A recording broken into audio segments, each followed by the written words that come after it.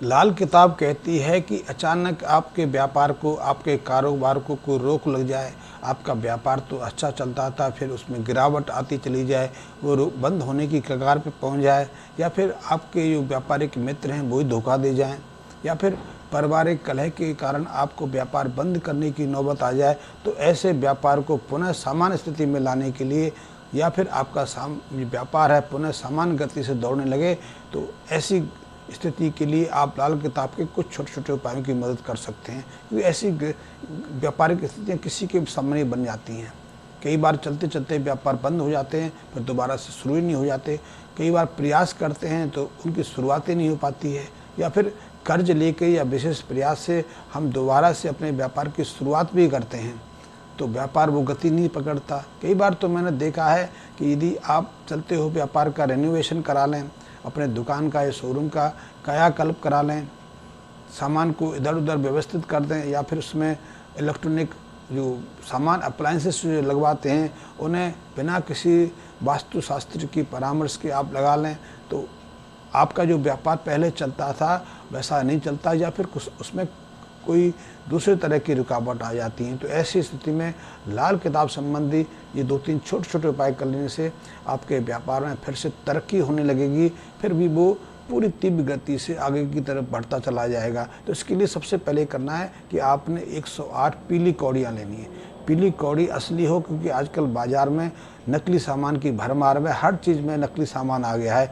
कृत्रिम सामान आ गया है। तो आपको 108 पीली कौड़ियाँ लेनी है। कौड़ियाँ ज़्यादा मूल्यवान महंगी नहीं होती हैं। पहले तो एक समय ये भी था, खैर मैंने तो नहीं देखा लेकिन सुना है कि कौड़ियाँ ही हमारे कॉइन्स के रूप में, धन के रूप में इस्तेमाल की जाती थी। कौड़ियों के माध्यम से व्यापार करते थे। लेकिन अब उसके बाद कौड़ियाँ आई, सजाने के काम आई, पूजा अर्चना के काम आई, और अब तो कौड़ियों को कोई भाव ही नहीं है।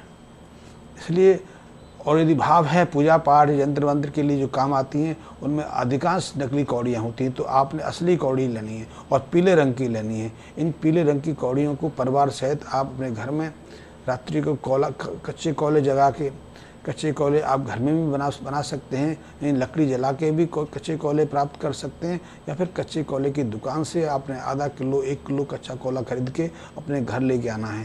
पहले मिट्टी को गोबर से लीप लें, या फिर कोई ऐसा परात या कोई ऐसा पात्र रख लें जिसमें आप अग्नि को प्रज्वलित कर सकें, खास कच्चे कोयले की। तो उन कच्चे कोयले में जब अग्नि प्रज्वलित हो जाए तो सारी रात बैठ के, पति पत्नी हो बच्चे हों तो सबको एक साथ बैठना है, सारी रात बैठ के उन 108 पीली कौड़ियों को आपने आग को समर्पित करना है, भस्मीभूत करना है। और जब प्रातःकाल 4 बजे के आसपास ये अग्नि शांत हो जाए, बुझ जाए, तो फिर उस राख को इकट्ठा करके आपने उसी भोर में दिन उगने से पहले, यानी भीड़ भाड़ की शुरुआत होने से पहले आपने अकेले ही घर से जाना है। कोशिश करनी है। वैसे लाल किताब तो कहती है कि इस कौड़ियों की आग को समुद्र में फेंकना चाहिए, लेकिन हर जगह तो समुद्र है नहीं, और यदि समुद्र है और आप समुद्र से दूर रह रहे तो आपके लिए जाना संभव नहीं। किसी ज़माने में जब ये उपाय बताए गए थे तब तो बस्तियाँ, नगर आमतौर पर नदी सरोवर के आसपास ही होते थे। अब तो नदी सरोवर ही समाप्त हो गए। तो इस उपाय को आप समुद्र के किनारे तो कर नहीं सकते, यदि संभव हो तो समुद्र के किनारे करें तो इसका तत्क्षण असर मिलेगा। यदि आप समुद्र के किनारे नहीं रहते, इसी नदी के आसपास रहते हैं तो वहाँ कर सकते हैं, लेकिन ये स्थिति भी अब सामान्य व्यक्ति के लिए उपलब्ध नहीं है। तो इस उपाय को आप कहीं भी रहते हैं अपने घर पर करें, और प्रातः ब्रह्म मुहूर्त के बाद सूर्योदय से के समय आप इस उपाय को संपन्न करने के लिए किसी ऐसे स्थान पर चले जाएं जहाँ जल का स्रोत हो, तालाब हो, पोखर हो, तो उसमें इसको समर्पित कर सकते हैं। और यदि ये स्थिति भी नहीं है तो फिर सुनसान जंगल में जाकर इन कौड़ियों की राख को बिखेर सकते हैं। एक उपाय तो ये करना है। दूसरा उपाय ये करना है कि यदि आपके आसपास किन्नर हों, किन्नर का आप समझते होंगे, असली किन्नर हो, किन्नरों में भी नकली बहुत किन्नर आ गए, तो असली किन्नर हो जो आपके घर उत्सव में शामिल होते हैं, आपके आसपास कोई मांगलिक कार्य हो, किसी बच्चे का जन्म हो, विवाहिक कार्य हो, तो अक्सर किन्नर आपके यहाँ आशीर्वाद देने के लिए, नाच गाना करने के लिए, उत्सव मनाने के लिए आते हैं। वो किन्नर नहीं जो रेलवे में मांगते हैं, बाज़ारों में मांगते फिरते हैं। ज़बरदस्ती आपको रोक लेते हैं, उनमें ज़्यादातर किन्नर नकली होते हैं। तो आपको असली किन्नरों को, जिनको परमात्मा ने किन्नर बना के भेजा है, उनका आशीर्वाद लेना है। तो उनको आप अपनी सामर्थ्य के अनुसार वस्त्र दे सकते हैं। वस्त्रों में चांदी और हरे रंग का विशेष महत्व है, तो उसकी प्रमुखता रहे, ये आपको ध्यान रखना है। उसके अलावा चांदी की उनको पाजेब दे सकते हैं, या जो अंगूठियों में, उंगलियों में जो स्त्रियां पहनती हैं वैसा कुछ दे सकते हैं। अंगूठी चांदी की दे सकते हैं, जो आपकी सामर्थ्य है। भोजन करा सकते हैं और उनका आशीर्वाद ले सकते हैं।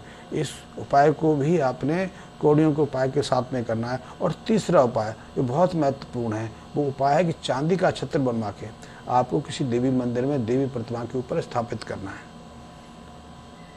चांदी की मात्रा आपके ऊपर निर्भर हो सकती है, लेकिन 30 ग्राम के कम तो हो ही ना।